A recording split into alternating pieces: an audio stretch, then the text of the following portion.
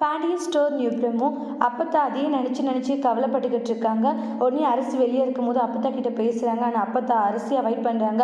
அப்பத்தா என்னாச்சு, நான் அவ்வளோ தூரம் சொன்னேன் இல்லை, ஆனாலும் நீ கேட்காம உன் அப்பா கூப்பிட்டாருன்றதுக்காக போயிட்டலன்றாங்க. எனக்கு என் அப்பா தானே முக்கியம். அந்த குமார் எந்த அளவுக்கு மோசமானவன். அப்படி இருக்கும்போது நான் அவனை எப்படி கல்யாணம் பண்ணிக்க முடியும் சொல்லுங்க அப்பத்தான்றாங்க.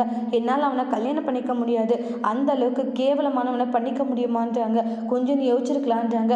என்னால் யோசிக்க முடியல, ஏன்னா அவன் எப்படிப்பட்டவன் தெரிஞ்சும் நான் எப்படி கல்யாணம் பண்ணிப்பேன் அப்படின்றாலும் சொல்லிட்டு இருக்காங்க. இவங்க ஃபீல் பண்ணி பேசிட்டு இருப்பாங்க. மறுபடியும் பாண்டி வராங்க. அரசி என்னாச்சு, இல்லை பாட்டி தான் சும்மா பேசிட்டு இருந்தாங்க அப்படின்றாங்க. அத்தை, நீங்கள் ஆசைப்பட்டு கல்யாணம் பண்ணிக்கலாம்னு நினைக்கிறீங்க, அது உங்களுடைய வயசு, யாராக இருந்தாலும் இப்படி சொல்லுவாங்க. ஆனால் நான் என் பொண்ணை பற்றி யோசிக்கணும்ல, உங்களுடைய வார்த்தையை மீறாத போனது என் தப்பு தான்றாங்க. ஆனால் நீங்கள் ஒரு நல்ல பையனை காமிச்சிருந்தீங்கன்னா கண்டிப்பாக அரசிக்கு நான் கல்யாணம் பண்ணி வச்சுருப்பேன். தயவு செஞ்சு இனி அந்த அரசிக்கிட்ட குமாரை கல்யாணம் பண்ணுன்றதை பற்றி மட்டும் பேசாதீங்கன்ற மாதிரி சொல்லிட்டு போயிடுவாங்க. அப்போ தான் ஃபீல் பண்ணுறாங்க, நம்ம ஏன் மறுபடியும் அரசிக்கு பார்த்த மாப்பிள்ளை வீட்லேயே பேசக்கூடாது அப்படின்னு சொல்லிட்டு முடிவெடுக்கிறாங்க.